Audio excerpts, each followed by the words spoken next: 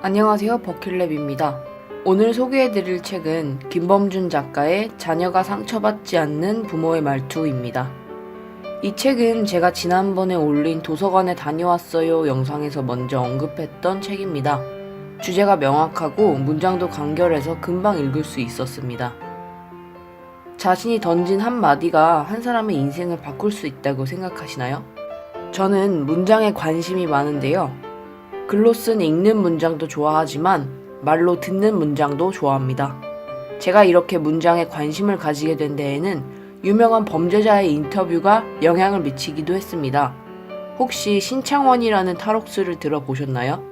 1997년에 강도살인죄로 복역됐으나 4개월간 작은 실톱 조각으로 화장실 쇠창살을 2개 끊고 15kg이나 감량하여 도주한 탈옥수 신창원. 그는 자신의 저서에서 자신의 인생이 어두운 쪽으로 흘러가게 된 결정적 계기가 초등학교 담임 선생님의 한마디였다고 서술한 바 있습니다.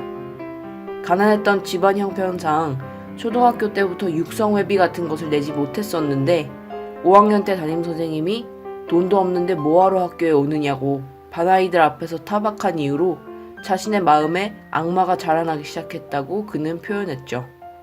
사회생활하면서 비수처럼 꽂히는 한마디 한마디가 어른들도 감정 조절을 하기 힘든데 어린아이의 입장으로 듣는 이런 말은 한 아이의 인생에 얼마나 큰 영향을 끼칠까요? 그런 의미에서 한 사람을 낳고 양육하고 한 인간의 아이 시절에 가장 많은 시간을 함께하는 부모님들과의 대화에서 아이들은 감정을 배우고 자신의 정체성을 찾아나갈 것입니다.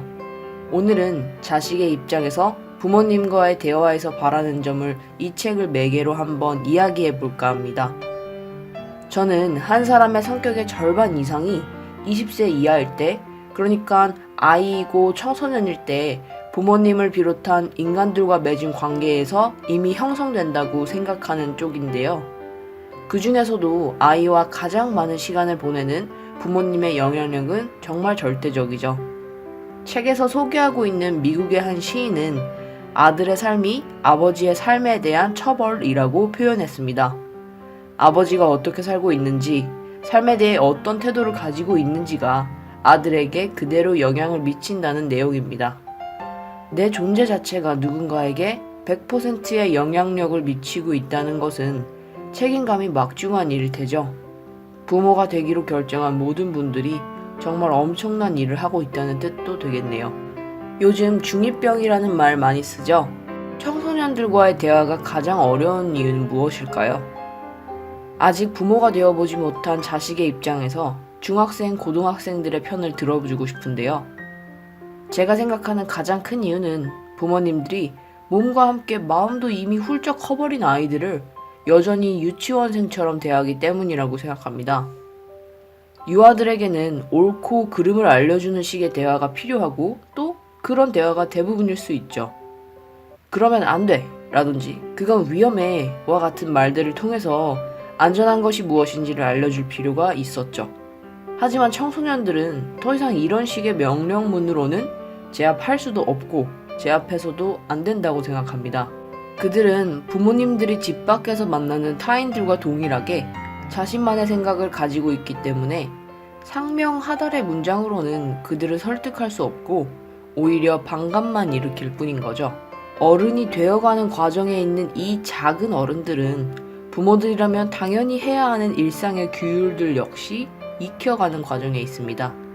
우리는 항상 자신에게 당연한 일이 처음부터 그래 왔을 거라고 착각하지만 돌아보면 어떤 일이든 처음에는 항상 낯선 감정을 느꼈다는 것을 알 수 있습니다.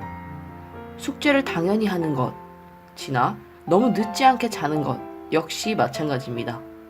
어른들은 이미 내일을 편안하게 하기 위해 당연히 일찍 자야 한다는 것을 여러 번의 경험, 예컨대 지각과 같은 것들을 통해 익혀놓은 상태입니다.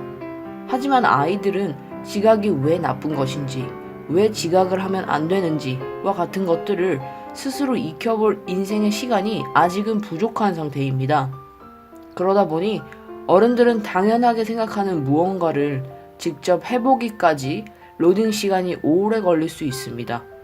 아이들이 조금 굼떠 보이더라도 아이들의 시간에 리듬을 맞추는 경험이 필요할 수 있습니다. 사춘기 자녀를 둔 부모님들이 가장 많이 하는 말은 아마도 딸이 혹은 아들이 너무 예민하게 군다는 것일 겁니다. 작은 일에도 불같이 화를 내고 그냥 넘어갈 수 있는 것에도 깐깐하게 군다고 말이죠. 만약 아이가 분노를 조절하지 못해서 폭력을 쓰는 수준이라면 강한 제재가 필요하겠지만 단순히 자신의 의견을 강하게 피력하는 것을 나쁘게 보고 억압해서는 안 될 것 같습니다.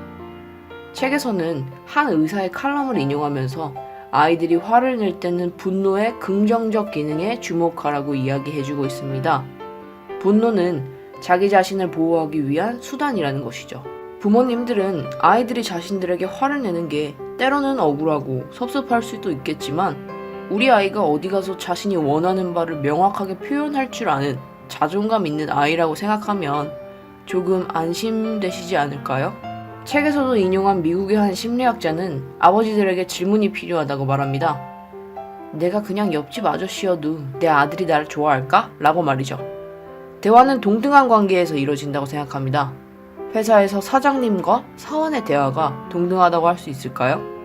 사원이 사장님에게 자신의 고민이나 어려운 점을 솔직하게 털어놓을 수는 없을 것입니다.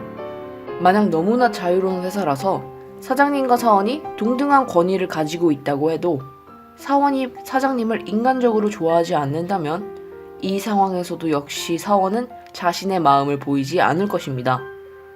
부모님과 아이들의 관계도 마찬가지라고 생각합니다. 훌륭한 성품을 가진 아이가 부모에게도 사랑받고 친구들의 부모님에게도 귀여움을 받는 것처럼 인간적으로 멋있는 아버지 어머니가 되어야 부모 관계라는 강압적 관계의 특수성 때문이 아니라 진심으로 소통하고 싶은 멋진 어른으로 다가갈 수 있다고 생각합니다.